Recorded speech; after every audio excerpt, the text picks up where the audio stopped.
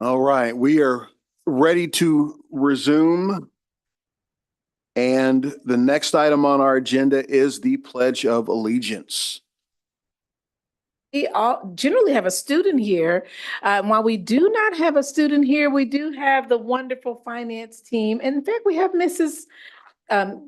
Dr. Mejia. That's right. Dr. Mejia, come on up. You're presenting today on the summer program. So how perfect it is for you to start with the Pledge of Allegiance. Thank you, Dr. Anderson. Thank you. I pledge allegiance to the flag of the United States of America and to the republic for which it stands, one nation, under God, indivisible, with liberty and justice for all. Thank you.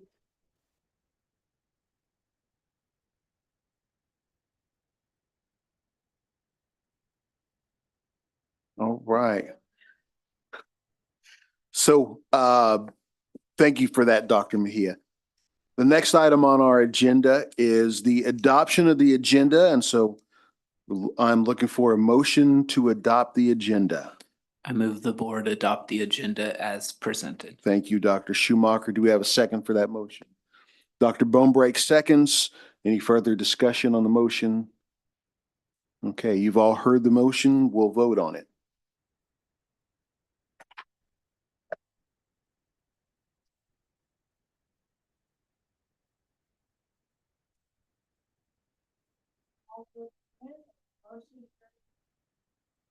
Okay, thank you, everyone. The next item on our agenda, we'll see, there's no school highlights. Public communications, Mrs. Lister, do we have any public communications? Okay, thank you so much. So then the next item is a disposition of business by consent. And so I'm looking for a motion for that item as well.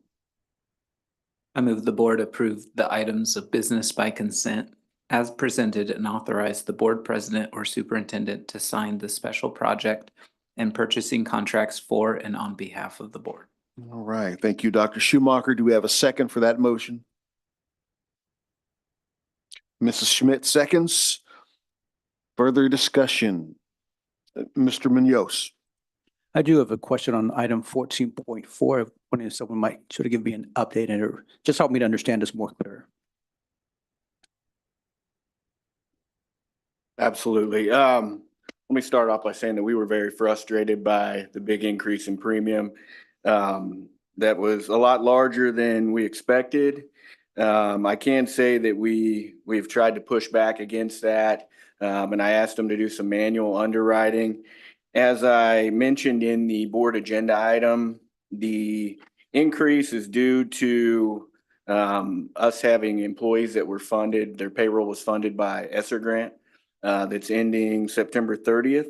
So when we originally submitted the data over, we had 58 folks that still had not found a home within the district for another position. And we did correspond with them every week. I would look at our personnel list at who we had hired within the district and mark folks off as they found new positions.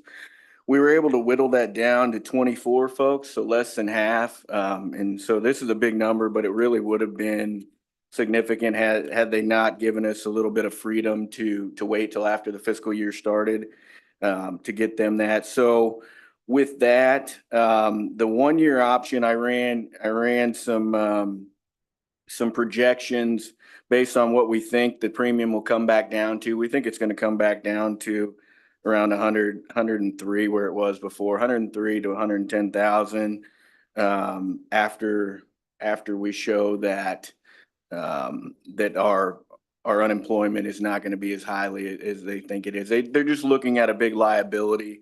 On one of the slides, they had indicated that as of January 1st of 2024, they'd rated us with a $76,000 potential open liability. And as of July 1st, we were up to 320,000. So significant increase. Now, good news is that if our claims paid out are less than 75% of the fee that we pay, then we will get an experience credit that's equal to 50% of that differential.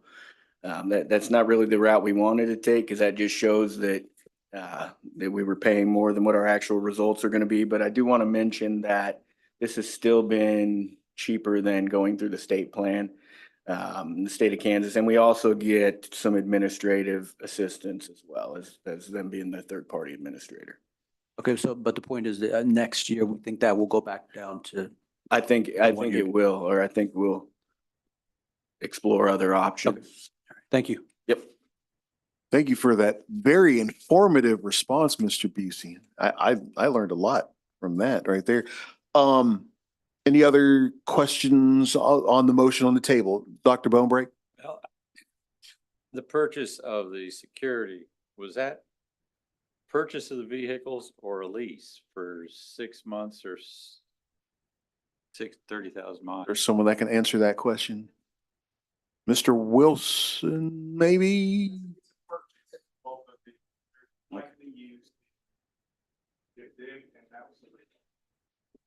And the warranty is for 6 months or? Correct. Hey, sir, can you come to the microphone, please? Thank you. So your question was regarding the purchase, and he'll repeat that first part for the purpose of those listening online and answer the second question. Thank you so much, Mr. Wilson. Yep. What was the? Okay. Oh, so they're used vehicles, so there is a 6-month warranty on them, but nothing beyond that. Did you have a follow-up question, Dr. Bonebreak? No, I just wondered if, we're not leasing, those are outright purchases. Yes. Thank you. Thank you, Mr. Wilson. Any other thoughts or comments for the motion that is on the table? Okay, we will go to a vote.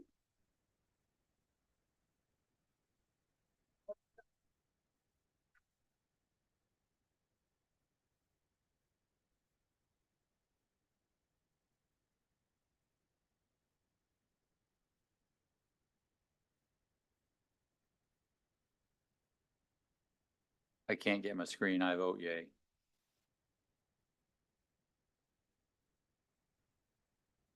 Thank you, everyone. All right. The next item on our agenda is superintendent's report. Right. I have a couple of updates before we jump into the agenda, starting with convocation. Mr. Williams put together a great highlight video that we're pulling up for you now. With that convocation, we want to remind those that are listening the first day of school. It is August the 12th for grades K, 6, and 9, and on Tuesday, August 13th for grades K through 12, and on Wednesday, August 21st for preschool. At your tables, I was just thrilled to see the different shirts. People are so creative with what they put on their shirts and what it says. And so I did ask the principals to send in just different shirts. Everybody has a different shirt. So each of you have something at your table as a gift, a back to school gift. In addition to that, there's a bag of candy and a little note from the leadership team. And for me, just also wishing you a wonderful back to school day. We do want to mention that on the first day, when we return back to school, normally board members who would like to go to a particular school, they go to a different school. Or they select a school to go to. We take photos of you, and a lot of times when we do the annual report calendar, that calendar is the pictures that we get of you there. We often use those somewhere in the annual report calendar. So if you are anxious to go to a particular school, please let us know. But on Friday, I'll send you the calendar based on last year where you went. We will have a leadership team member there assigned to you to help shadow you around. We often give you 2 schools to go to, so a middle school and sometimes an elementary school. But some of you may say, I've been hearing about this school, or my kiddo goes to this school, or I never get to see high school. So please do give us information if there's some place in particular. So we look forward to seeing you on the first day. Of course, I won't be shepherding you around. The leadership team members, they get a chance to have a deeper conversation with you. I will be on crossing guard duty at the busiest streets within Topeka. So chances are you might not see me at your building, but you will see me out and about. With that, our convocation video is ready. So we're going to start with that.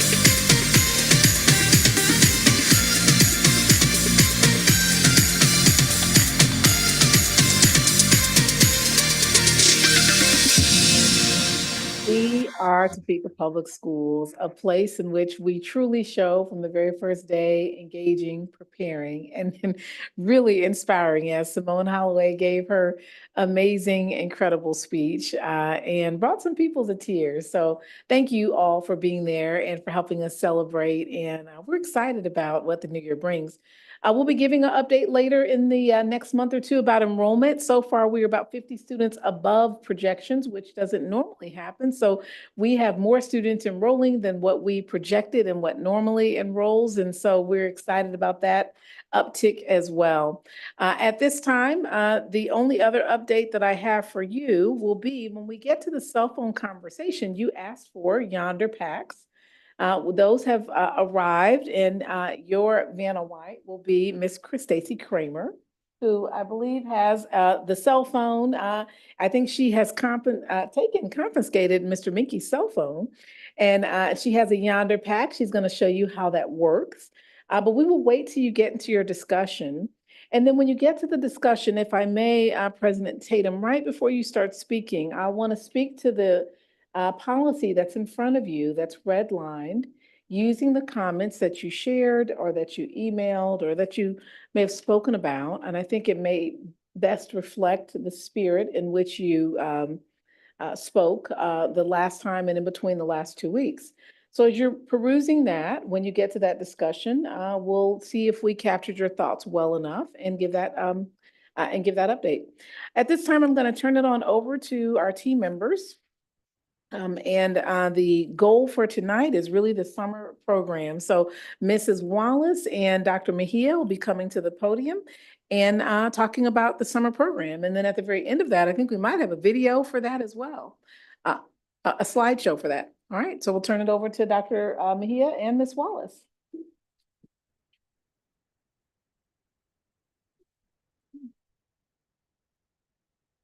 Good evening. I am going to introduce Dr. Mejia to share a little bit about the summer programs. We started these in 8 years ago, and it's just grown since then, and really every year it gets bigger and bigger. So it's an exciting opportunity. Thank you, Mrs. Wallace. Good evening, board members, Dr. Anderson. So that's a funny picture there to represent some of the fun things that our students got to do this summer in the summer programs.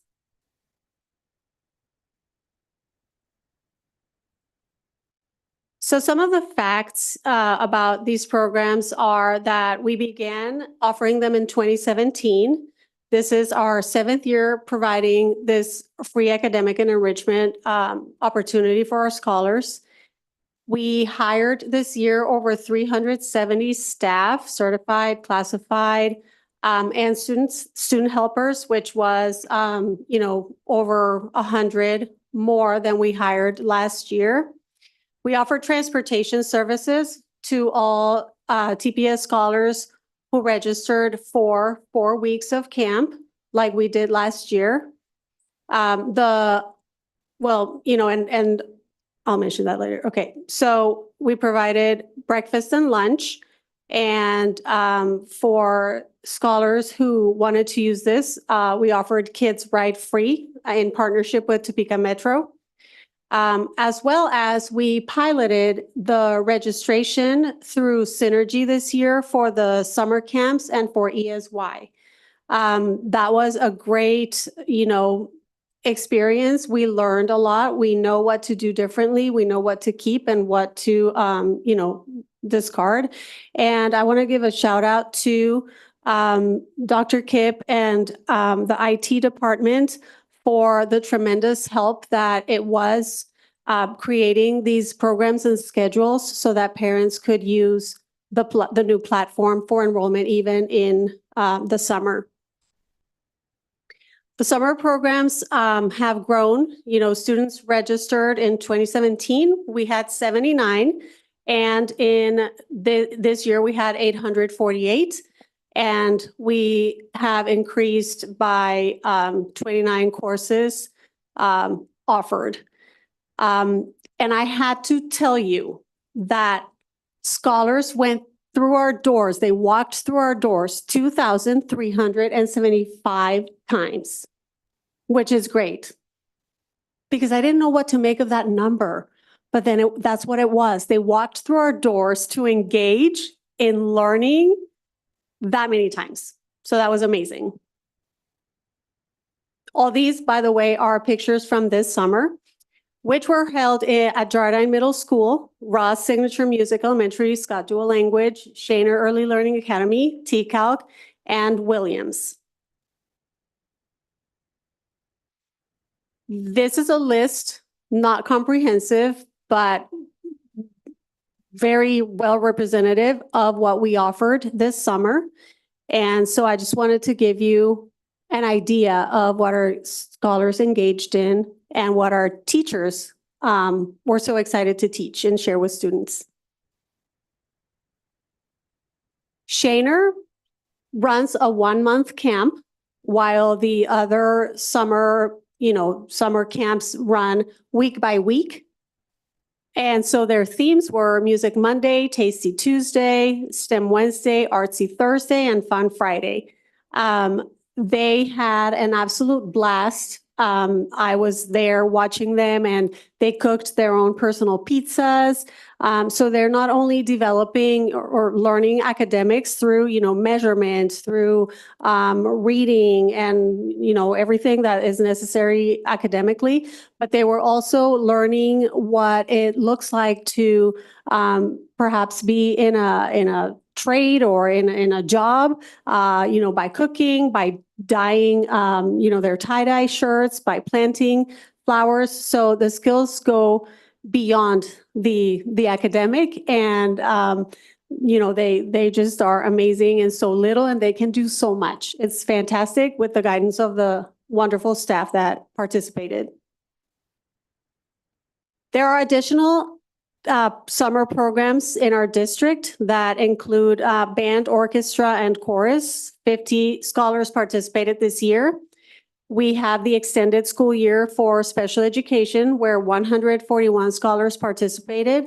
And then the 21st century grants at Quincy, Robinson, and Chase.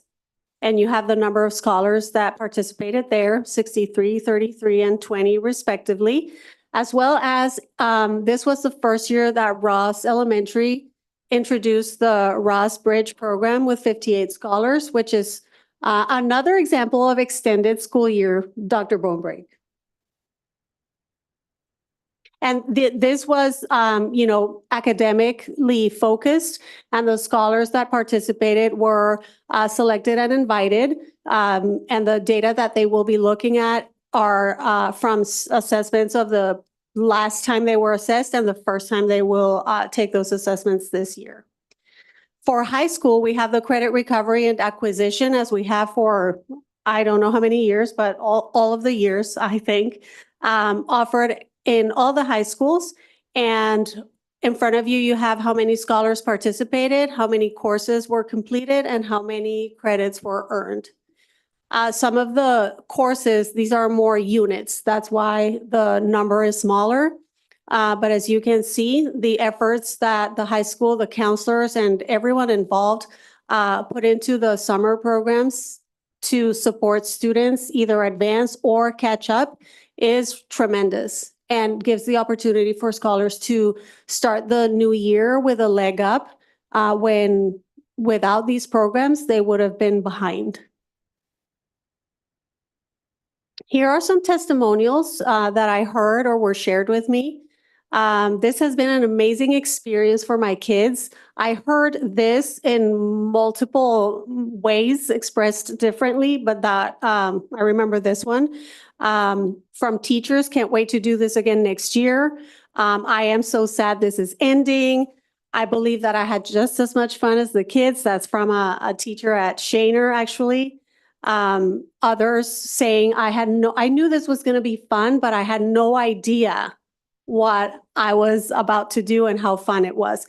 So the energy was positive, great feedback from parents. We split the Jardine Giant program into 2 schools this year. We did it at Scott and Williams. And even though when you add them together, it's the same gigantic program, it felt more, home more manageable. The teachers and the parents loved it. The arrival, the dismissal, we got fantastic feedback in that regard logistically. And what we did was offer, depending on staffing, the same camps at one campus as the other to make sure that there was equity in what we were offering, students and families. And so that they didn't have to switch schools to take this course or the other. It wasn't a perfect formula, but all in all, the feedback was great from teachers, parents, and of course, students. Any questions? I've got a question. Yeah. Well, no, I don't know. Well, I guess it's kind of a question and an observation, Dr. Mejia. You mentioned that the program for this year, what was the Jardine program? My interpretation, what we did during the summer program at Jardine last year, this year was split between Williams and Scott. Correct. Okay. You might recall, Mrs. Wallace, Dr. Kip, you guys all might recall the problems with the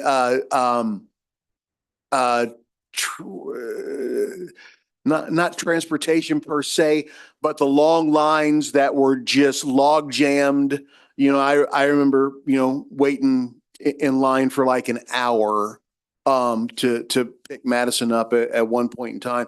Am I correct in assuming or my understanding that this process this year fixed that problem and there weren't the kinds of transportation snags that we saw last year? Absolutely. And we made this decision based on listening to our constituents, our parents, our staff.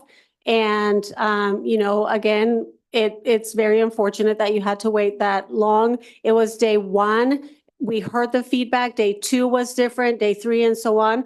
But given the physical location of Jardine and the volume of scholars that we had at the time, we thought that it would be better service to our community to split the camps. And there were absolutely no snags, none of them. Zero snags. Fantastic. It was Great job, all of super you. flow. Yeah. Thank yeah, you. Awesome. Mr. Munoz.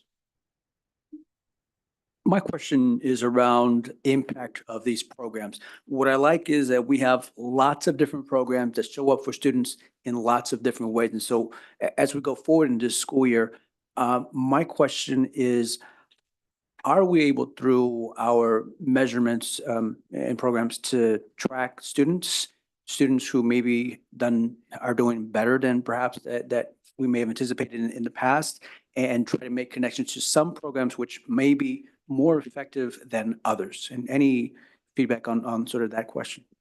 So there are our math and reading camps are, our two strictly academic camps that we offer, although they are full of enrichment opportunities, because we don't want any scholar to not have that enrichment fun way of learning without knowing they're learning. So we use some of the platforms that are available during the year to track that and compare.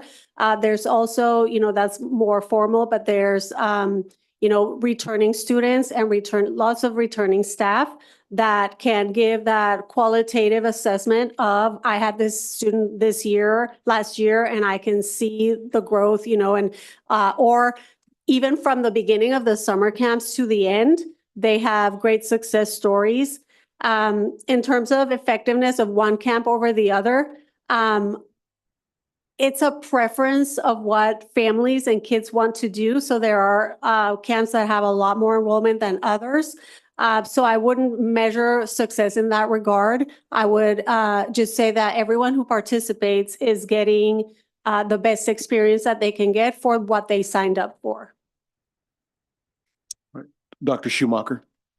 Kind of to tag on that, looking forward, are there lessons that we're learning from the instructional side that we can carry forward into the school year for our staff to bring some of the excitement around these enrichment opportunities and how can that carry over?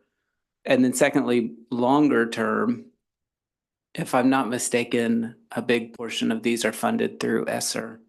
And so do we know what that potentially, these were obviously successful and there are other revenue streams with those 21st century grants, that kind of stuff. But do we know what, at this stage, a year from now, what that looks like next summer?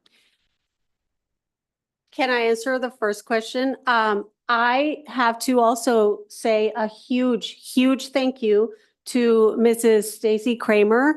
She is my buddy, my partner, my go-to person. We collaborate tremendously. I couldn't do this without any of the people I have mentioned.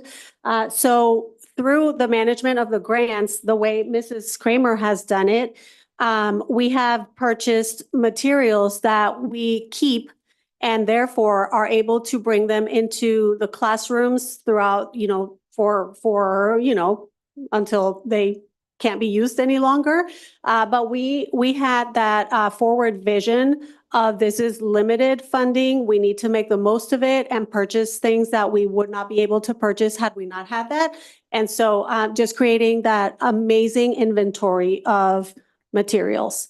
I can say that we would not expect a program this big having ran out of ESSER funds, but we move forward and still offer amazing programs. And Mrs. Wallace will share some ways. So we are looking at that.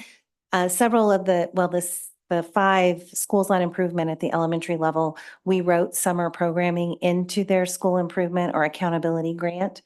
So those will provide options for those students at those buildings. That would be HPC, Williams, Ross, and Lowman Hill. And then we will revert back to what we did prior to COVID, which was to offer these opportunities at a small fee. We charged $50 a week previously, $10 a day. And then if it was an academic camp, we could utilize some of their building title dollars to scholarship them. And so for the most part, camp was still less expensive for families. And we tried to make it as economical as possible. Yeah, we will still have 21st century grants. Dr. Bonebreak. Dr. Mejia, it's a wonderful summer program. I was wondering at Jardine and the traffic problem, because Dr. Gray and I helped fix that 2-3 years ago to a 15-minute wait from a previous hour. Was there different administrative personnel? Because I'd hate to see children who are used to going to one school then have to go to a different one. Your procedures are in place and remain in place and were in place then. Let me tell you what the variable was. There was a variable. Okay. Let me tell you. The students they came from all over the district, the parents too. So they had to learn these procedures. The Jardine parents have it down. The administration I had, my team was Jardine administrators. So we did it the way we knew worked. But it was a learning curve for the parents who do not attend Jardine every day. See? Variables. Okay. But again, with the feedback of parents and listening, conversations with, my leadership, Dr. Anderson, Mrs. Wallace, all brainstorming because that was not acceptable to us. That was not okay. And so we immediately corrected and it decreased significantly, less than half the time by day 2. And then it was, no more than 20, 30 minutes. We didn't get to the 15 because again, so many variables, but, and because week to week, children changed as well. So your method works. Okay. Still in place. And my other question, in the high school, looked like Highland Park had a higher rate of getting credit than any other school. And I wonder, and with more students taking advantage, why the difference? That is a great question. And I cannot answer that at this time. I could reach out to the principals and find out to Mrs. Watson specifically and ask what she did that might have resulted in increased participation and get back with you, Yeah, because they got credit toward graduation. right? Yes, of course. Also, for the first time this year, Highland Park offered unit credit recovery. So in the past, they had only offered whole course recovery. And so students who maybe just failed a unit within the semester were allowed to make up that unit and then acquire that credit. Fascinating. Dr. Beeson? Quick question. So you had talked about the academic camps. I assume that's by invitation or encouraged in some way for kiddos who need that. How does the district encourage those families to send their kids? Yes, ma'am. Great question. So we pull the data from, for example, MAP, and principals send out personalized invitations to those students that believe they would benefit. However, anyone is welcome to join. You know, there are some parents that tell me or the site coordinators that they need their kid reading more during the summer, so they want them to participate. And it doesn't mean that they are behind or whatnot. They just want that experience. But yes, principals do send out invitation from their database, such as MAP scores. Thank you. You're welcome. All right, don't see any more questions from the board. Thank you so much, Dr. Mejia, for everything that you and your team have done, and Mrs. Wallace, all of you in making this very successful for our students. Yes, great support, and the site coordinators as well. I want to shout them out because they did a fantastic job. They are, individuals with with their principal credentials and licenses. Some are working towards, some are new assistant principals, some are in other leadership roles, and this is an amazing way to continue growing our own. So it's wonderful to help coach and support these new administrators or administrators in the making. Thank you very much. You guys We are have yet superstars. again our fabulous summer programs. We have camps going on at Shaner Early Learning Academy, Scott Dual Language Magnet, Williams Science and Fine Arts Magnet, TCalc, and Jardine Middle School as well. We've brought together all kinds of staff from the district, all the kids together from different schools, and we are putting together a fantastic experience for kids. We have 4 weeks of photography, kids learning about different things in nature. We have kids that are learning how to fly drones, kids that are doing cooking classes. The amount of art that comes out of this building every day is fantastic. It gives them opportunities that they may not have during the school year or necessarily out in the community and in their homes. The opportunity is incredible for families because it allows their students to be where they know that they're safe and engaged in meaningful learning opportunities. I talk to students every day and they are just glad to be here. They're ready to go to their camps. They're ready to learn. Our staff is so amazing.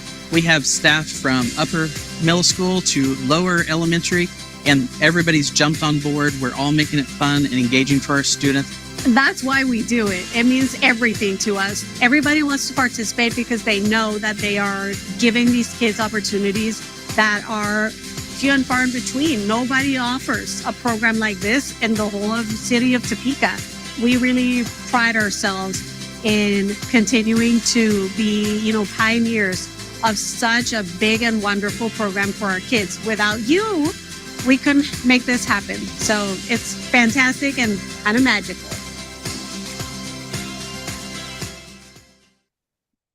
All right, yay.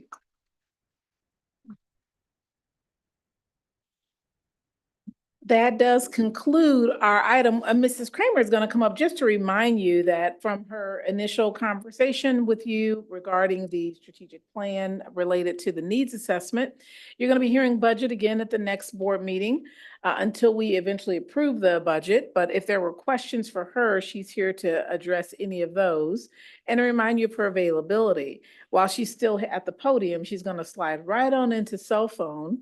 But we'll give a moment that if there are any questions regarding the academic achievement and the needs assessment items, we'll keep that on the agenda really every board meeting until it's eventually approved, the budget is eventually approved. Okay. If there are no questions, then I'll turn it back over to you for discussion, then we'll pick back up on cell phone in our demonstration. Okay.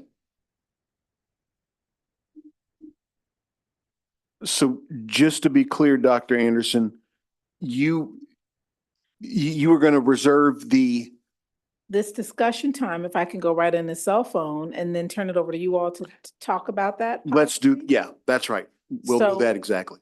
There was a question from Ms. Schmidt regarding the cell phones and if the case blocks the signal.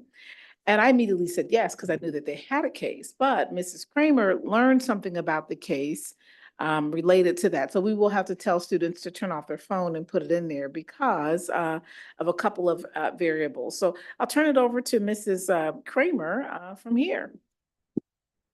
All right, so like Dr. Anderson said, we have the samples, and so I played with them and discovered they do allow cell phones to ring. I had Mr. Hernandez give me a call and it did ring. What the bags do is they securely lock them. And Mhm. I've got Mr. Minky's phone is in here already, so he cannot access it right now. He cannot access it at all until he uses the device to unlock it, so it's a magnet.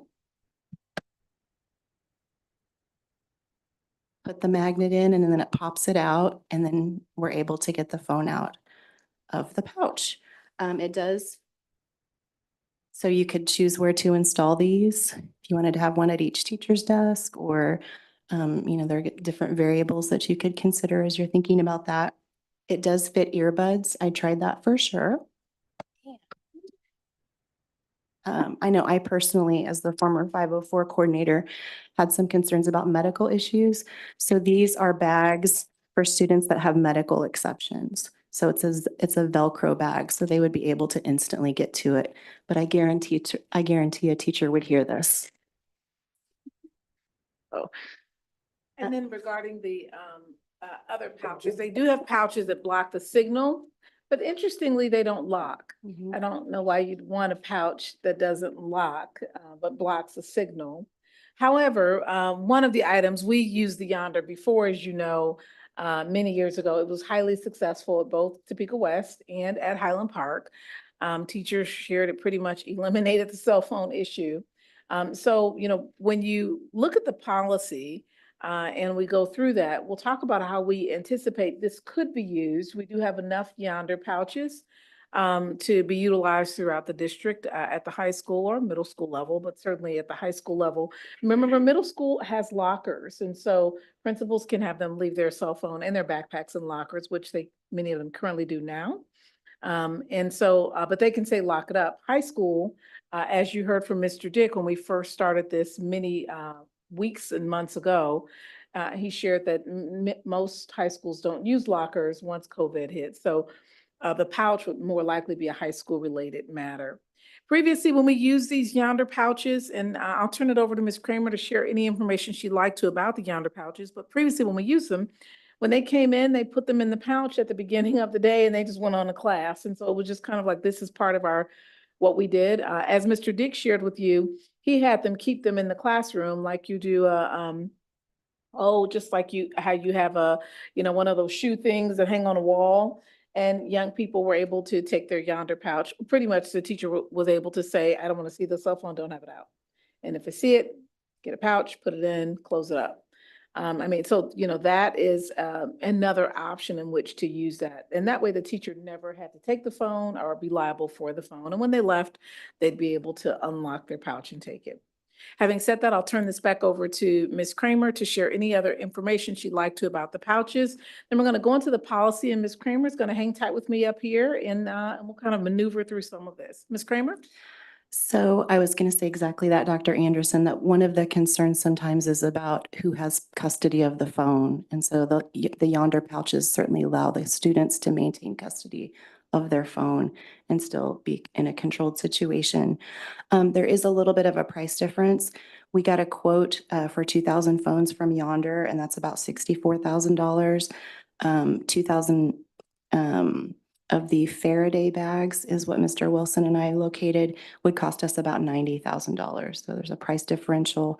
And again, they don't lock. So that would be a consideration. And we have grant funds to use for the pouches. So if we're going to use them, which we have already taken the liberty of getting some Yonder pouches because they work and we've used them before, and we already have some of these. And so as we use them, we do have grant funds to assist us with this post-COVID issue that we've continued to experience. Now, having said that, if we can, are there questions about the pouches so far? Yeah, I have a question about the pouches. The first, well, a couple actually. There seem, Mrs. Kramer, there seems to be two different kinds of pouches, and one, not two different manufacturers. I'm aware of that, but one of those you said was for students that may have medical needs. How is that one different from the other version that you showed us first? It has Velcro and it doesn't lock. Okay, So the student could immediately get in without having to find the I unlocking see. device. Would you like me to bring these up so you guys can touch yeah, them and feel them? I think that would be very helpful. I think We also have- board members can probably be able to, you know, kind of take it in a little more if we can see them a little more closely. And if you want to come up, Mrs. Kramer, that's fine. And I'll ask my next question to Dr. Anderson, which is, have we, so we have some of the Yonder pouches already, and I can't remember what the other manufacturer, the Faraday, thank you. So is there a thought that maybe we could try both in different, you know, maybe different settings or different locations to see how they work in comparison to one another, to maybe give us an idea of, you know, maybe Faraday is what we want to do. Let's, you know, we've decided that we want to do Faraday or we want to do the Yonder pouches better. Thank you. Well, two things. One, since we school-wide at 2 high schools used the Yonder and it was effective, we anticipated moving forward with using a Yonder pouch if we're going to use a pouch. However, if there is a need for any reason for a pouch to be Velcroed, then we certainly have the ability to order those. They're, you know, relatively easily able to be obtained and less expensive. And so we have the ability to do that. But keeping in mind, we did this at a school that almost has 1,000 students with the pouches that That's lock. true. You know, forgot so about that. when we get into the policy, the exception for medical reasons or other reasons why a student might need an exception to having their cell phone, then the principal can determine the best method for that. For example, I believe Dr. Schumacher mentioned something about, you know, what about a glucose reading or students need it for reasons of that nature, whether that's at a point in time or whether that's ongoing. The principal can make arrangements around that particular student, which might not dictate a need for a Velcro pouch. You know, for example, if it's, I need a glucose reading at a certain time, when you go to the nurse and you get that reading, or, you know, or you do that at a certain time. So, so we can adjust and use something as an alternative if there's a concern about locking someone's cell phone up. I didn't anticipate that that would be a significant concern since we were talking about locking cell phones in lockers, that locking the phone up was not as significant of a concern. Right. Oh, boy. Okay. Ms. Schmidt, go ahead. I have a quick question. When Highland Park utilized it, Was it they locked them as they walked in the door and unlocked them as they left for the school day? And Ms. Wallace, if you can get clarity from Ms. Watson, I recall that they walked in the door and they locked them when they came in the door, a little different than Topeka West. Correct, And then they went on their school day without having the pouch. correct. As opposed to walking into the classroom and using it in that Because fashion. I'm imagining that if every class you had to lock them and unlock them, that's a lot of time that takes away from teaching, right? And then the whole point of this is that we want students engaged in learning, not fiddling with pouches before and after class.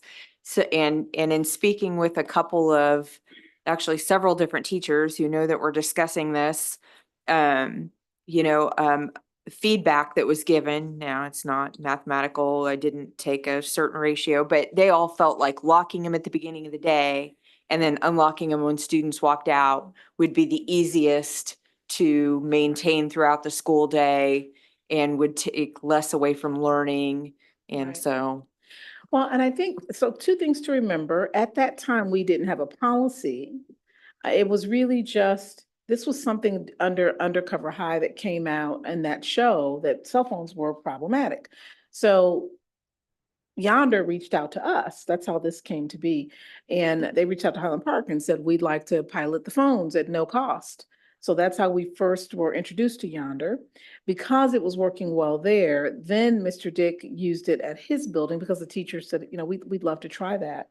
And part of that conversation about digital citizenship is that when students go to college, they really don't have a pouch that they have to put a phone in and lock it up. And so the belief, I believe, was that, you know, they asked students, well, now you have a policy to stand on as well. But at Topeka West, we expect for you to put the phone up. We expect for you to leave it either in your locker or your backpack, but leave it packed up. And we're going to expect that you're going to be responsible.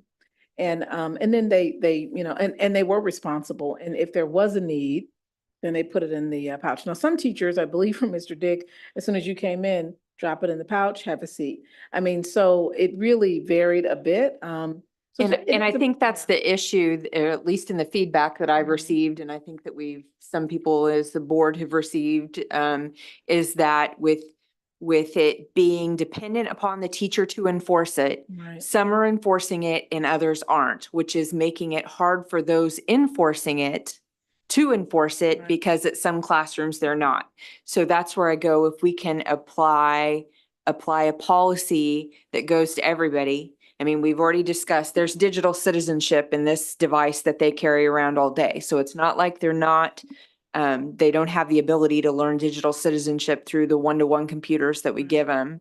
But the feedback that we've received is that when we say, okay, yeah, we're not gonna have them, and then the principals aren't backing the teachers, and some teachers are like, well, I want you to use them for our class to do whatever. Instructional purposes. Yep, and then right? others are like, no, we want you to put them away, that the kids, you know, they're having to really push on the kid, and they don't want to do that. They're there to teach. They don't want to be the policy enforcers. So, and I get Right. that, so. And when we, as I answer the questions that, as we answer the questions as a team, when we get to the policy, we've tried to edit the verbiage so that it does take away that piece of it's up to the teacher. So this is two different conversations to some degree, all impacting the same item. One is there an instrument we also want to use that's not necessarily in policy? I mean, Yonder could go out of business and it could be called something else. So, you know, that's a separate piece of, you know, do we also want to have them have an instrument in order to enforce the policy? And the policy is that separate conversation for which we've edited and tried to take out it being dependent upon the teacher. Okay. So thank you for that feedback. All right. President Taylor. Dr. Beeson. One of my questions was about what Topeka West did, it sounds like. It makes sense to me financially that maybe every classroom would have a handful of these pouches. And then, like you described, that we are first trusting our students to follow the policy and then using the pouch as, you know, the consequence of not following the policy. I was curious about the financial cost. You said 2,000 I'm sorry, It's substantial. It's over $64,000. 64 for Yonder. And 2,000 does not cover every student in the No. district or wondered. every Yeah. high school student. Right. So, I would um, imagine, having been a classroom teacher too, if it's at the end of the day, every student having to unlock and return pouches or what, that is also another distraction. And so I just imagine that, I've taught in schools where there were no phones allowed, and when a student chose to break that policy, the teacher would take the phone or it would go to administrators. They knew that was a no tolerance thing. And if we have a district-wide policy, I think that will alleviate a lot of this. And then for liability reasons, for teachers to have something like this in the room, I think would be helpful. So. Okay. Dr. Bonebreak. I second Dr. Beeson's comments. The Surgeon General of the United States has said we ought to get rid of cell phones. They're a huge mental health problem. As I've said, they're an instrument of mass distraction. And I really think we shouldn't even have cell phones brought to schools. If they are, they should be confiscated, taken to the central office, and the parents can pick them up the next day. That won't continue very long, that they have to be confiscated if the parents have to come pick up the phone. My son in 1 month had 2,000 texts during the school month, during the day. And I don't think he was atypical. And for medical issues, you can call the central office, get it done. But to deal with these pouches before, during, after, well, I've got something I have to contact about, and the expense, I'd rather give that money to the teachers. I will say Ms. Watts did hear back from Ms. Watson, and who might end up joining on the Zoom, but Ms. Watson, and I guess I was incorrect on them all putting it in when they came in. What was the, Ms. Watson? Correct. They, when they came into each class, they put it in the bag and then left. And so they did have access to their phones during passing periods and at lunch. Part of the communication problem. We don't look each other face to face. We don't, you go to restaurants, you see families, they all have their little electronic device. They're not talking with one another. We have to learn to communicate again. I think that's part of our problem, where we have people who don't care about the environment. They don't care about litters everywhere. They don't care about the appearance of anything around them. And a lot of that is this mental isolation that they can accomplish with a cell phone in front of their face. And if we can decrease that exposure, they don't need it between classes or at lunch or on a bus ride home. I lived without one. I'm sorry. It's a quote that I heard: more technology and less communication. Thank you, Dr. Bonebreak. And we live in a world with more technology, but less communication. Dr. Schumacher. I never know how to follow up Dr. Bonebreak. I agree with what Dr. Anderson had said as far as the Yonder being it's a tool for the policy, but maybe that's not necessarily what we're deciding, and how we implement that tool might look different. I'm definitely in support, and Dr. Bonebreak touched on this a little bit, but I think, when I talk with kids about problems that they have, generally avoidance is not the answer to most problems. And so some of this is a bit of avoidance, so we can lock up a phone for 8 hours a day, but what happens the other 16 hours in the day? So I think, and Mrs. St. Clair brought this up a long time ago in one of our technology committees, but it's kind of on us to continue to educate around digital use, as Ms. Schmidt had said, and not just with computers, but also with phones and the mental health impact. But unfortunately, I think a lot of our students go home and they're in a home of electronic uses. And I know that I, as a parent, don't always model the best behavior. And I think also as teachers, it's in this policy too, that teachers also need to model acceptable electronic use. And so I think it's bigger than the policy. And I think that's something that, deciding that is easy, but then like moving forward, how do we tackle some of those other big issues? I also, Dr. Bonebreg talked about, calling the central office phone. Trying to call phones a lot of times ends up in an answering machine. And because we have other systems in place now, so when you decide that Route A is easier, you kind of get rid of Route B. But if we eliminate Route A, we need to make sure Route B is there too. So I think it is important for us to have reliable ways for parents to get in contact with people that can get in contact with their kids. Just knowing through experience that doesn't necessarily happen right now because it hasn't needed to happen. Whereas like 30 years ago, it needed to happen. Fair point. So, Mrs. Schmidt. quick question to build on that. Students all have email on their devices, correct? And can access email all the time? So parents in theory still would have. Yeah, but if there's a medical emergency and you need to come get your kid because of XYZ, they might not necessarily be looking at the email. So if I'm calling the division office and I get a message machine, that's gonna be a problem. If I may, delve into the policy from here Yes, and share what please. the changes are. And Ms. Whiteman may help me maneuver through this possibly. So you see the redlined areas. So if we go straight down to our by employees, starting with B, and Mrs. Whiteman, certainly please correct me if I say this incorrectly. I know we have the redlined areas, but under B where it says employees may use electronic devices, it said previously, or allow students to use electronic devices in a manner that enhances educational opportunities or educational experiences.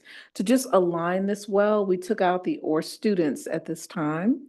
We left in that educators can use it to enhance educational opportunities or experiences, but we did take out the student piece at this time. Okay. If we go straight down to the by students, under the area of B, it now says cellular phones and other electronic devices must remain off and out of sight in classrooms and not used during instructional time. Okay. It goes on and removes the prior language that said the teacher could make an exception. That has now been removed.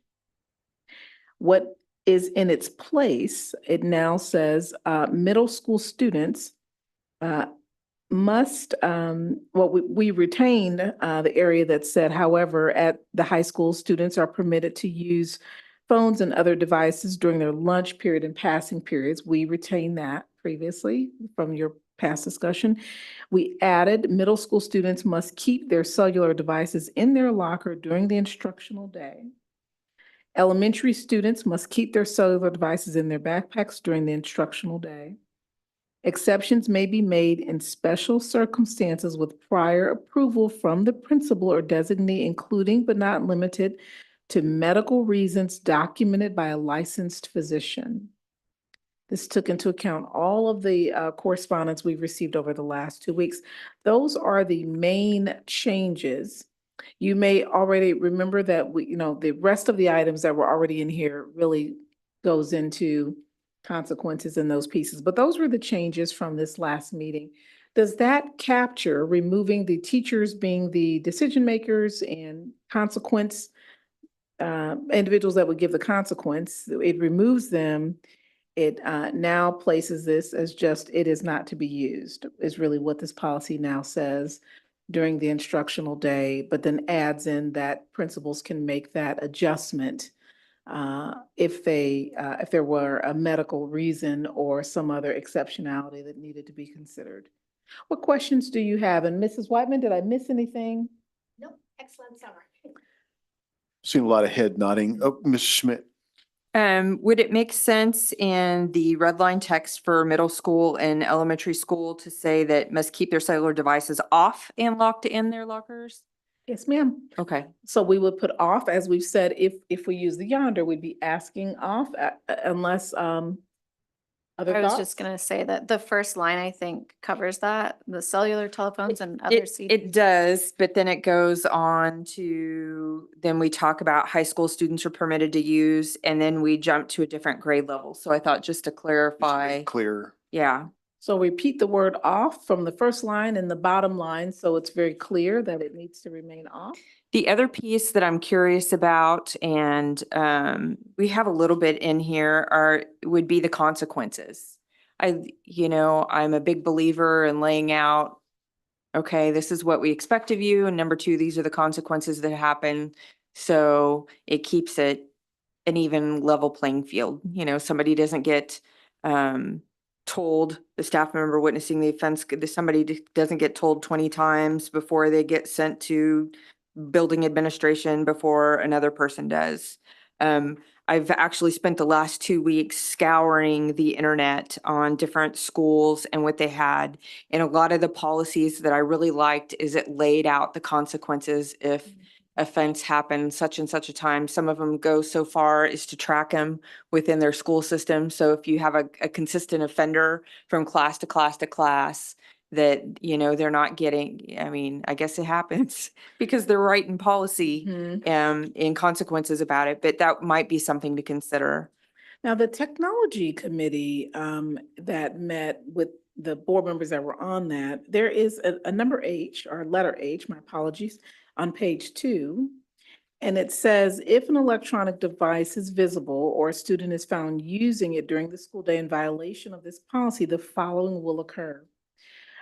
That committee laid out, number 1, the staff member witnessing the offense will direct the student to turn it off and put it out of sight. Number 2, if the student fails to comply with the request, the incident will be reported to the principal as a disciplinary referral, who will determine the disciplinary action, who will determine what the disciplinary action is.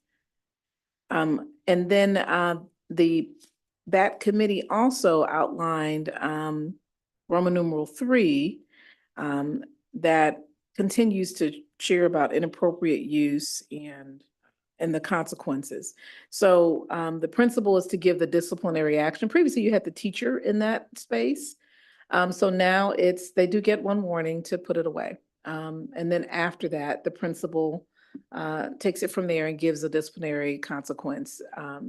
Now, we have a student code of conduct that lays out disruption and all of the other consequences that happens. And so they would follow that code of conduct from there because it is a disruption in class, rather than rewriting the policy that's, already kind of lays out what a disruption might be. Ms. Wyman, did I need to add anything to that? No, in Okay. fact, we have 3 levels of discipline in our student discipline policy. The first level is certainly if somebody is insubordinate or refuses to abide by it. But as a general rule, teachers the first time under the policy, will ask them to put it away. If they don't, then it gets referred to the principal. And then the principal usually can track in dealing with student discipline matters. They track how many times a student has been to the office during the day. So they already do that as a matter of course, but it would be up to them to determine what the appropriate discipline is. Usually they use progressive discipline. We're in the business of education, so we don't want to automatically suspend or expel a student since our business is education. So usually it would be, the principal may give them an in-school suspension. If that doesn't work, then they could go all the way under the discipline policy to 1 or 2 day out-of-school suspension. If it continues, then it could move up to a level 2 offense, which could result in maybe a longer term suspension than the 10 days allowed for short term. Now, another piece that I saw, and I don't know if it falls under the student conduct, but in my research, a lot of schools had parent-student contracts, and which might be beneficial since we're kind of changing our policy or we're going to enforce it more uniformly. And it kind of laid out some of these things in a short order for kids to understand what the expectation was of them, which might fall under the student conduct piece, but also so parents understood that as well. And then what, the steps of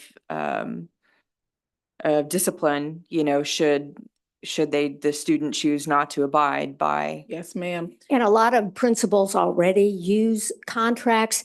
During the technology committee hearings or that Ms. Wallace conducted, the issue appears to be not at the elementary and middle schools because many of our middle schools and elementary schools already prohibit them. So the issue it appeared to be at the high school level with some enforcing, some not. So that would be the focus of the changes in the policy is really confirming at the elementary and middle school the limitations and setting those forth. And then at the high school, they basically would not be out in instruction during instructional time.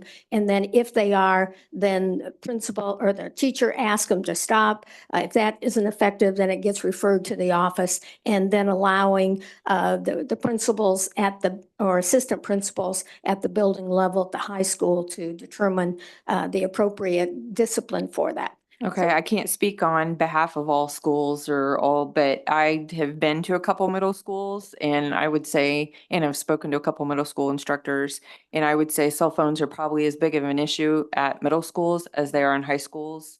I know when we went school to school last year, there were several times I'd witnessed the principals standing going, okay, take earbuds out, put the phone away, and they'd do this. And as soon as they get 3 feet past them, it would all go back in again. And so. Yeah, to your point, and here's what I think. I think this year, and I'll share a little bit of the vision of how we might move forward under the guidance of what you've given us. One, we're a few days before school starts. And so this is almost a pilot year to say, okay, the first part of the pilot is let's roll this policy out and let's enforce the policy and even pilot. We haven't purchased the Yonders, but you now know the cost. We purchased, we already had some to show you the sample. But if you are in agreement with us continuing to use that device, then we will proceed with having enough of those to be able to give those as a tool. But this then becomes just the pilot year. And it allows us to tweak maybe even the policy, but certainly the practice of how we reinforce it. The piece of the contract, it was just great. Earlier today, someone said, wow, we already rolled out the cell phone policy because there was a video from Landon, I believe, where they gave the video of, this is what you can and can't do as it relates to cell phones. And, here's our behavior contract. And really all they were doing was going over their just behavior book and their student code of conduct book. But what we've already said is the board has been talking about this, and the board really would, like to not see cell phones in the classrooms. They would like for cell phones not to be a disruption or to create inequities in the classroom. So all of the principals now understand that, so that they can start the year with that knowledge base that you have given them. So they're all starting the year with some level of guidance. So what I shared with the person today is actually the policy hasn't been rolled out, but the principal may be giving that verbiage and language and sharing the video because they understand the vision of our board because we've had 3 conversations on this. And so if you give us grace this year with the pilot portion of this, then as we end this year, we can even really think about the registration form where parents have to sign forms when they enroll. And there could be one that says, I understand there's a cell phone policy, for next year, because we'll be well in advance. Those forms are done in February. So we would create it early, post it, and that's where they can all really sign.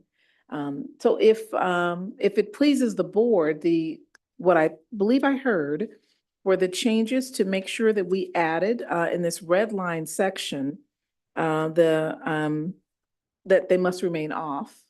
Repeated at the bottom as it is at the top. And what I believe I'm hearing is that the board does like that we've removed the teachers from being the disciplinarians in this space. We've replaced it with the principal.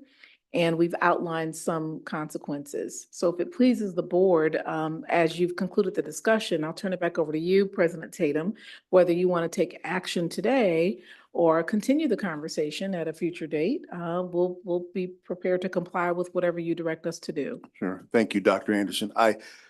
Let me mention on the outset, our typical practices, at least historically, is to be able to consider a policy proposal over the course of the 2 weeks between the current board meeting and the upcoming board meeting. And then in that upcoming board meeting is when the board actually takes action and votes, up or down on a particular proposal.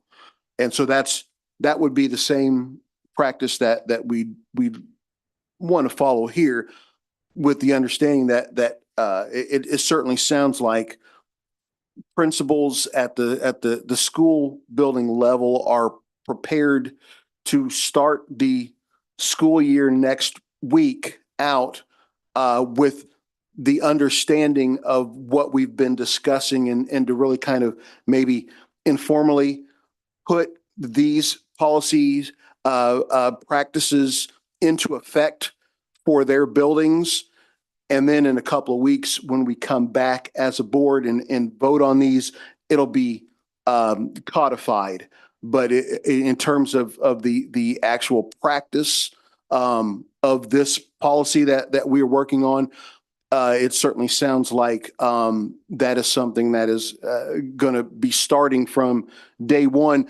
And one of the benefits of the interim period of time between the introduction of the policy proposal and the ratification of it, it allows for more tweaking to be done, more input from board members. If, in a week, one of you says, oh yeah, we should have added this or that to it, let me talk to Dr. Anderson about it. So it does allow us some flexibility in approving the policy as a final process, while at the same time being able to start out the school year with these expectations as they currently stand. Dr. Bonebrake. I read Ray Bradbury's Fahrenheit 451, and he talked about Occam's razor, which basically means if you have solutions to a problem, the best solution is the simplest one. And I revert again to, we should just not have cell phones in schools. And if there's deviation, they're confiscated and taken to the central office. Parents can pick them up the next day. There's no reason. It's probably quicker for a parent to drive to a central office if there's some medical issue and can deal with it. And it'd be cheaper, less problematic. Discipline wise, what do we do to this child who put these earbuds back in 6 feet away from the teacher that told him to put them away? And we need a simpler solution than bags and locking them and unlocking them and purchase of the bags. And what do we do if there's violation? I just been banging my head on the wall too long, I guess.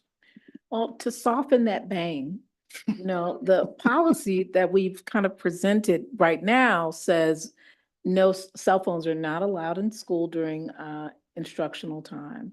So that's a starting place to put it in policy, have one we stand on so that students are no longer allowed to bring them. It further says that middle school has to lock them up, and elementary in their locker, or keep them in the backpack, or keep them at home. So that's a starting place. And then moving from that point, this pilot year, this is better than not saying anything about cell phones. So this is a starting space for that pilot. And as you continue as a board to give us direction, we need to start with saying don't have cell phones if that's what you would like to see happen. but I appreciate the comment. I will tell you at dinner time, when my kids are together, and Chris started it, my son, all phones go in the bowl in the middle when we have dinner. And Whitney throws a fit. Out of all of them, Whitney throws the fit, and Chris is the most social and being in our family. So I hear you and agree with the distraction it can create. But hopefully that starting point gets us to a better place, Dr. Bonebreak. Okay. Mr. Munoz. Sorry, I think in an idealized world, it's admirable to sort of aim towards that. But any real effective change happens in small incremental parts, right? You look at anything. So I think this is a good first step. And we're not tied down to sort of look at this. In fact, it'd be important for us to come back at halfway through the school year to see how was this policy change so far? Can we hear feedback from teachers, parents, students, principals? How was it? Do we need to consider anything that we hadn't thought of when we approved this policy change? So I think small steps towards your goal. But right now, for me, the most sacred space that I want to protect is our classrooms for the students and teachers' sake. And so this is a good first step to start. Mrs. Schmidt. I'm sorry, I'm passionate about this subject and I've been researching it for 2 weeks. The one thing I want to make sure that we do is communicate to our parents and to our staff members. Again, something that came up in a lot of the research I was doing with schools, reiterating this is not a punitive thing. That there is evidence as shown on this little thing about how, and I have several clinical studies actually that I saved that document as well that show that, it's a distraction and students aren't engaged and they're not paying attention. In our mission, the first thing is to engage students in the highest quality learning. And that is why we're making this change. We're not here to be mean. We're not here to say that we want to play parent. We're not here to say, we think all cell phones are bad 100% of the time. We're saying you've entrusted us with your most precious cargo to provide them the highest quality education.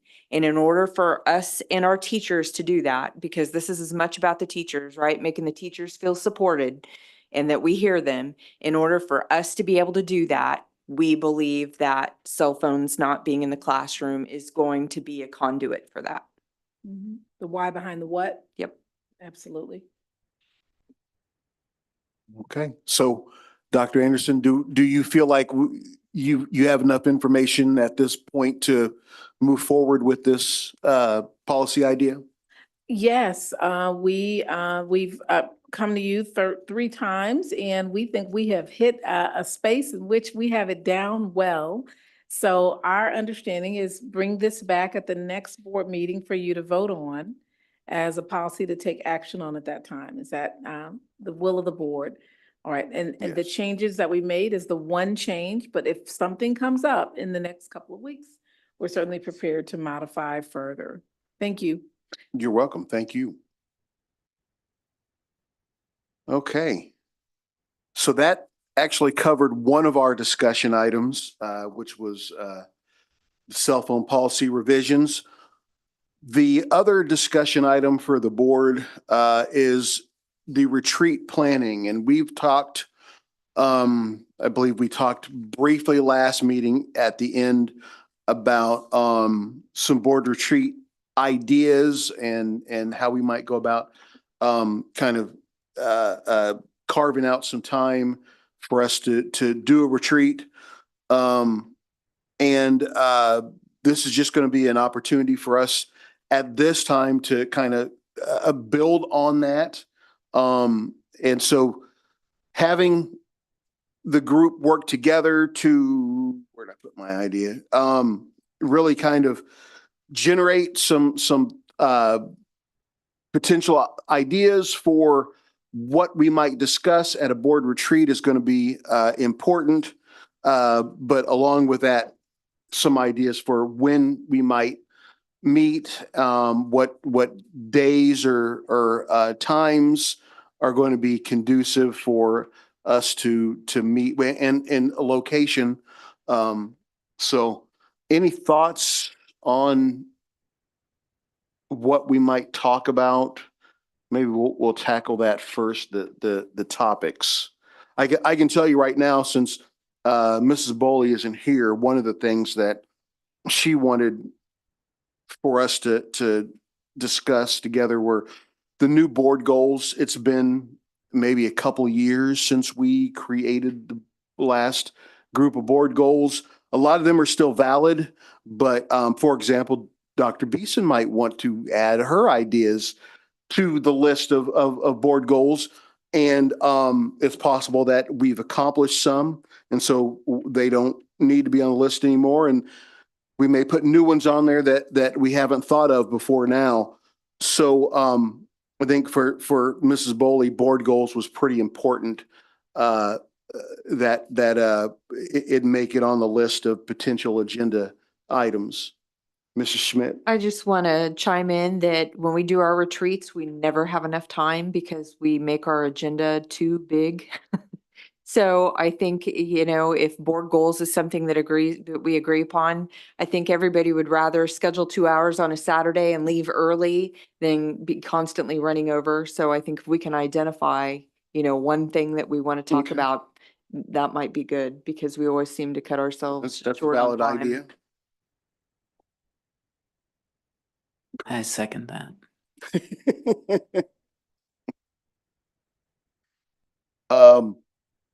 What other ideas are there besides board goals? Mr. Tatum, if I may offer an item, you know, Sure. you have goals for me that the board sets, you know, right around January, and then my evaluation is in December, so it overlaps this time of testing. And those goals that you have outlined, I wonder if any one of those you want to go deep with. You know, for example, whether it's mental health or academic achievement. And as we share those, what those current board goals are that you're evaluating me and our team, on my team on, if there's something where you feel like, man, we really want to know what you're doing in this one area, that might be areas of opportunity. We'll bring those up on the screen momentarily as you all continue the conversation. Okay. Along with Mrs. Smith's comment about going deep and not wide, so you can really focus on one thing. And as you determine that piece about the retreat, in the past, you know, we have also said, what all do you want us to cover every board meeting? And that might help lead you to what the retreat might need to be, because we frame that based on what you want to hear about. Mhm. And currently, you'll notice it says strategic plan, and then it mentions, you know, the summer update. That was the last item that you all shared last year that you wanted. So we're at the beginning of the year. So as you're thinking about, here are things you want to hear about, that might also help guide some things to go deep on the retreat. Okay. Ms. Schmidt.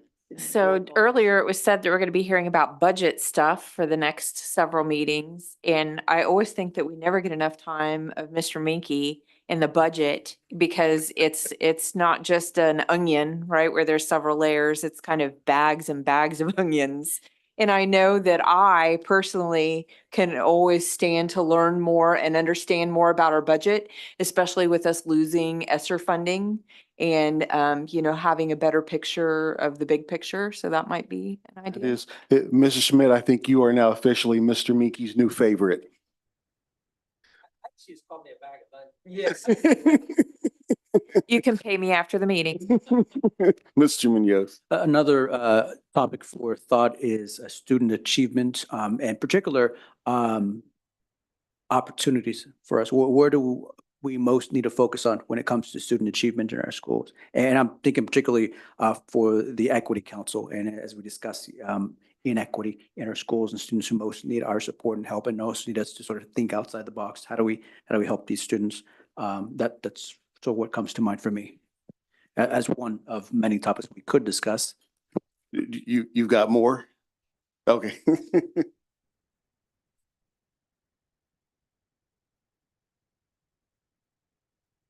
Finance and student achievement for future board meeting topics coming up. So are we saying if we're going to talk about board goals, we will reserve that for its own separate meeting, or are we wanting to kind of dismantle the idea of board goals into component parts and talk about the things that are the most engaging or salient? Go ahead. I think it would be nice to know, refocus on goals, maybe some of the ones that we had from 2 years ago, but also to allow Dr. Beeson to be able to provide her input. So to me, it kind of makes sense to look at it globally first, because the academic achievement and financial responsibility and that is going to roll into it. And then maybe some of those are things that we can look at board meetings, or if we need 4 hours with Mr. Minky on a Saturday morning, Finance 101 and 102, then, but those could be opportunities for other either retreats or future board meetings. But I think it would be better for us to refocus, and then we could even prioritize, what is important, not only to us, but the district and the students and the staff and all that. I would actually tend to agree, Dr. Schumacher. You're proposing starting out with a macro perspective and then narrowing it down to specific topics from there. That's kind of the way that I would tend to operate strategically anyway, but I mean, that may not be what everybody else wants to do. So let's talk about location and time. In the past, we've met at Bishop. Is that somewhere where you guys okay with that? Yeah, that's right. There's no competition for space when we're at Bishop. And there's plenty of workable space there. So, okay, we'll plan to meet at Bishop Professional Learning Center. Yes, Dr. Boombrake. Can you please use your microphone? Thank you. What's the chef's name? Livingston? Yes. Because I think they serve on Saturdays. We certainly could use the chef, which when you're talking about. And meet out goals, there. That's what you're offering, at TCalc is what you're thinking? Yeah. And meeting out, at Third and TCalc? McVicker. We certainly can ask the chef, President Tatum, if that is of interest, which would change potentially the location. He certainly can serve at Bishop, but that would be a TCalc location where we have the former restaurant at Kansas. If you're fine with that, I certainly can ask him that. I think so, yeah. If you were reflecting on your goals, and so those locations, I'll check on that Bishop to make sure it's available, and I'll check on TCalc to make sure it's available. Mr. Reiner will bring up 2 documents. There's the superintendent board goals that you set in January, and I believe this is one of the draft items from mid-January. I just forwarded him an email. Can you make that any bigger on the screen? And then there's the strategic plan goals that you also have. And previously, academic achievement was an area, social emotional health was an area, and in that you talked about mental health for students and staff and student discipline and mental health mentors. Highly effective staff. Now remember, we are using Mr. Church, who's now had his retreat. And so that recruitment, the reason we're doing that, it was one of those goals. And under that, the bullets included morale and climate and salaries and bilingual support. The 4th one was finance, which Ms. Schmidt just brought up. And under the finance, you really focused on increasing salaries, what we're going to do when ESSER ended, and things you want to hold on to. And the last one was technology, which you've been talking about the last 3 board meetings with cell phones, and you've been tackling that. So those are 5 areas, and I can resend that to you on Friday, because since the retreat, I presume, is not going to be in the next few weeks, then you might want to look at those, and that might help you further decide those areas. But those are areas that you're evaluating me on, some of those areas. The district goals, as your reminder, on the homepage under strategic plan, you have your pillars, which uplift your mission. So when we do our strategic planning every year and we highlight it, there are like there are a handful of pillars that you focus on. So that goes to the chef. CTE is one of those pillars. It's college and career readiness and CTE. You really haven't had that come back to this board lately. But under that, those pillars in your strategic plan by which everything is outlined, you're doing a great job, Mr. Reiner, with maneuvering this. I'm telling you. But those pillars, and I think there might be even a one pager, although it's also the table of contents that you just went through. And I'm having a hard time seeing from this end. And so under that, student learning, but it says strategic plan goals. If you click on the strategic plan goals, that word, it may take you to the one pager. There you go. There it is. So student learning is and this is what upholds your strategic plan. Student learning, highly effective staff, again, district finance, school climate and equity, and college, career preparation and college and career placement, which we always list as number one and the others are number five. But those 5 goals, if you said, hey, we're going on the retreat and we're focusing on our strategic plan, and one of those 5 pillars might be the area of interest, that might help guide where you might want to be. And if it's helpful, we can attach this on Friday.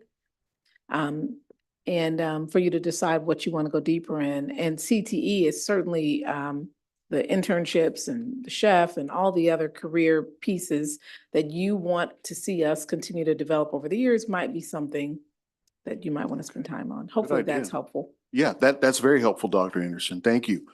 So I think it sounds like the last thing we need to think about is a date and a time frame. And I don't know, my wife told me yesterday, don't do October. I told her about the retreat. We got enough going on in October. Yeah, that's true. We do. So maybe what we're looking at is maybe sometime in September. Historically, the board has met on a Saturday morning. How does that work for everyone? Think before, and are we talking 2 hours? Are we talking 4 hours? There was kind of Haven't we done them 8 to 10 historically? yeah, I think so. But is that And enough time? I think if we make our agenda smaller, right? We quit trying to load our agenda up and cover a whole bunch of things. That way we give ourselves time to talk and discuss. But we also don't want it to become a hindrance to meeting. So if we're like, every time we do the retreat, if we're meeting 4 and 6 hours, then everybody's like, no, we don't need a retreat, but I think we do. I think we need time outside of meetings, to talk and brainstorm and have conversations. So I think, just a few hours is good. I think if we get beyond that, it might be too much. Now, there might be heavier, weightier subjects that we've got to go, oh, we're probably going to need more time for Right. this. Right. Dr. Bonebrake. Yeah, I would suggest the 10 to noon out at T-Calc and 10 to noon at T-Calc.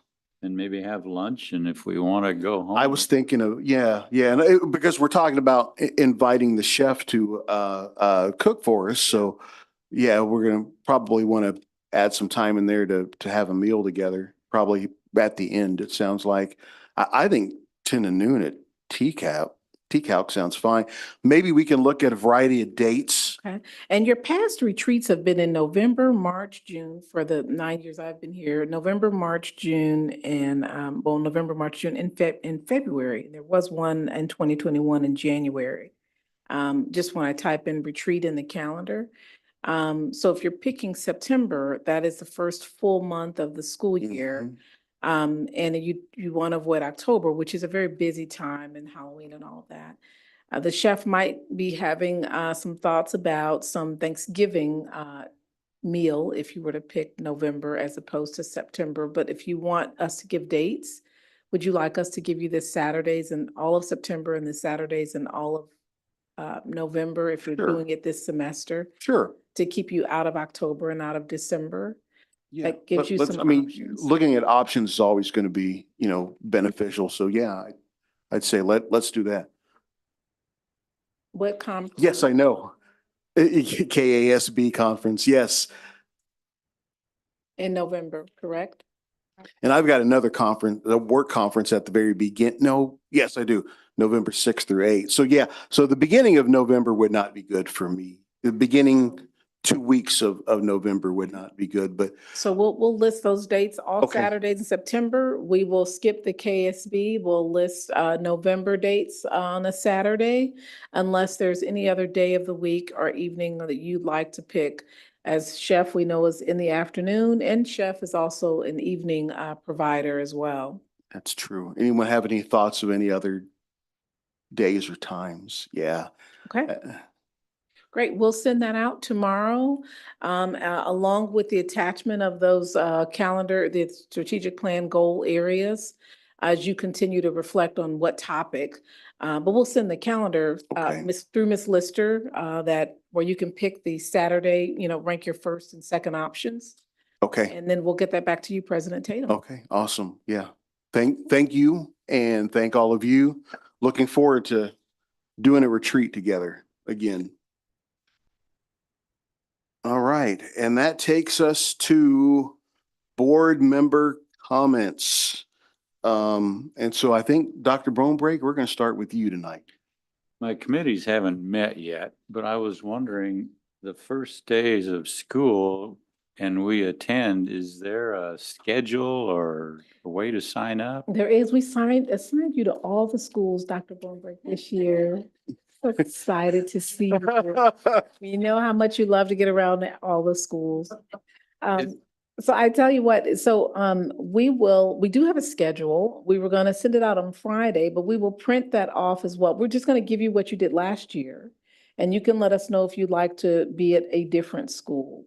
So we'll print that off while they're still doing the items. That way you don't even have to look at the email for Yeah, Dr. Gray, I'll do better this year. I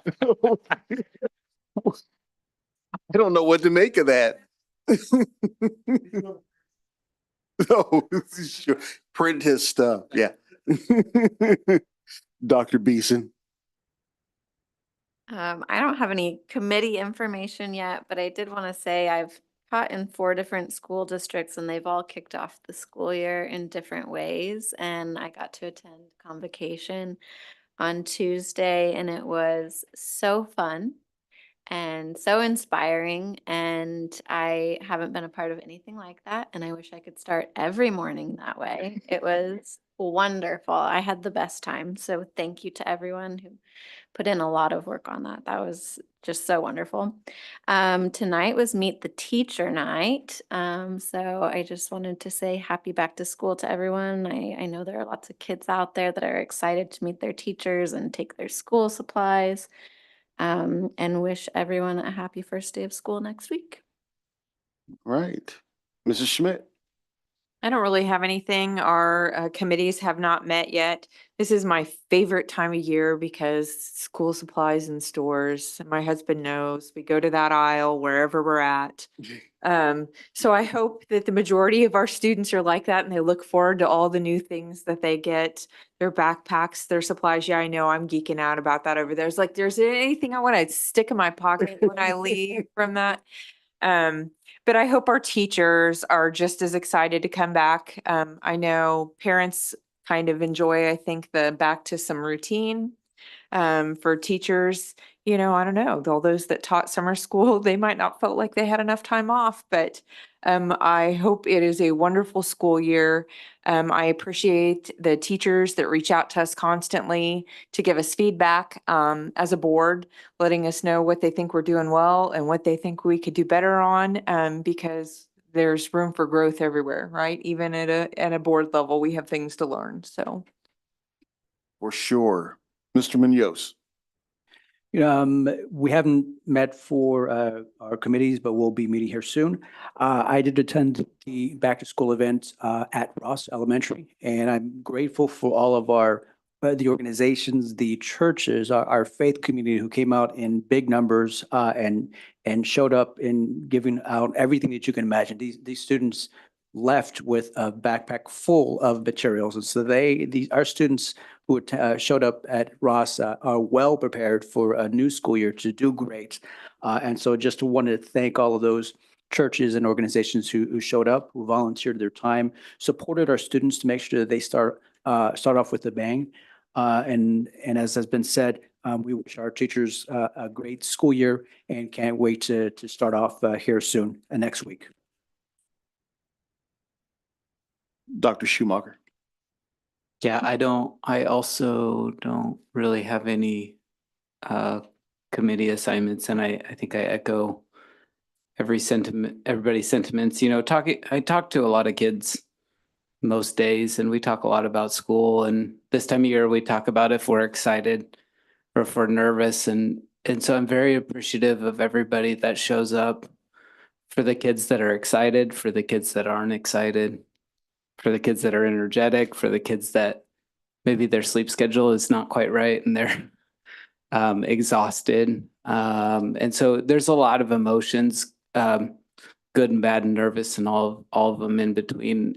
But we all here in this room, and I think the people online, know how important it is each time we start back up. So I'm very excited. I'm excited to get Schumacher kids out of the house again and look forward to a good year. Thank you. And I think I have to echo the sentiments that have already been spoken. I too had no committee assignments, which was good because I think last time I had all three to report on. So I, like you all, am looking forward to a great start to the school year. I'm super excited about the first day school visits. That was a lot of fun last year, and I might just keep the same ones. I don't know.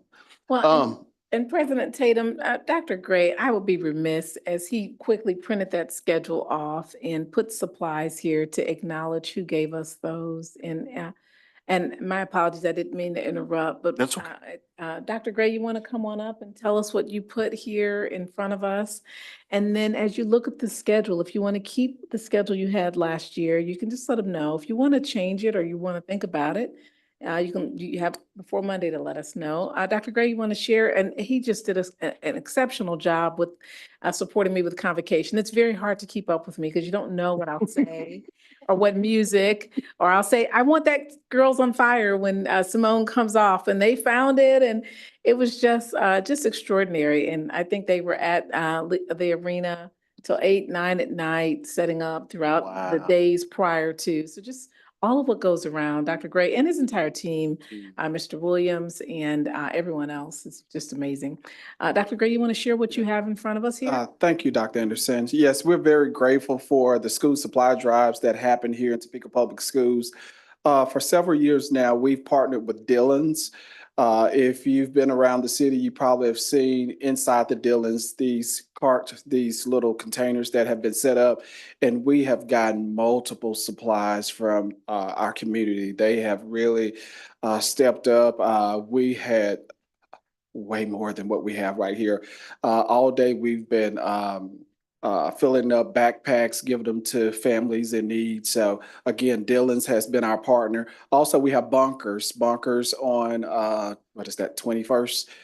Yes, they have been a partner of ours, and they have provided a lot of school supplies. Just yesterday, we had a school supply drive at Kansas Secured Title, and we have a lot of supplies from them as well. You probably also saw a commercial. Lewis Toyota has partnered with KSNT, and they're providing supplies for Topeka Public School families. So we have a lot of partners that have stepped up and are providing resources for our families. So say that again, Dr. Bromberg. They get distributed. Oh, so what happens when they bring us the supplies? Well, we just had a supply drive at Ross. You know, it was, I think it was last Saturday. And so over 512 families receive supplies. If they needed additional supplies when they come to register, They can let their school principal know. A lot of times at the school building, they already have supplies that are available. But also if they come here, we also have supplies that are available for them as well. Also, Quinton Heights typically is a place that has a lot of school supplies. So again, doesn't matter whether you're at the school or whether you come here to central office or Quinton Heights, we have supplies Or available. home visits. Or home visits, When we yes. go visit Yeah. homes, we take the backpacks with us. So all first part of the school year. So once the supplies come in, they're putting them in backpacks.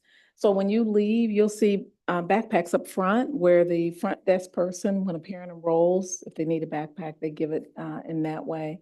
And then Chief Cochran reached out to the police station because we read an article that Ms. Wallace shared with us that was occurring in a neighboring community where they, if people had a parking violation, if they went to the police department with school supplies, $15 worth of school supplies, that parking violation would be addressed or waived. And so he took that to our police department that same week. And Chief Cochran shared that it was a little late for them to agree to do that. They said perhaps in the future, but they would adopt families this year in 501 as a start, and then next year plan to, did I say that right, Chief? That's I don't wanna great. put something.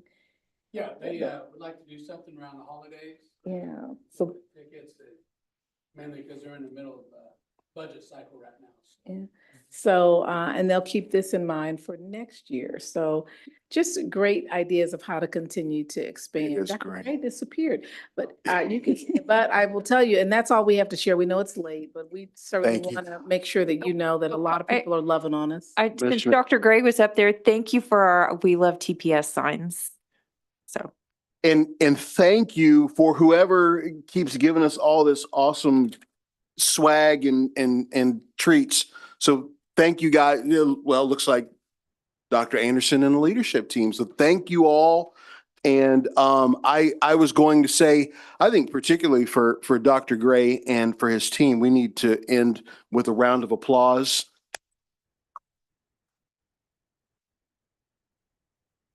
So at this point, we are looking for a motion to adjourn the meeting. I move the meeting adjourned. All right, do we have a second? Dr. Beeson seconds. All right, any further discussion? All right, we are adjourned.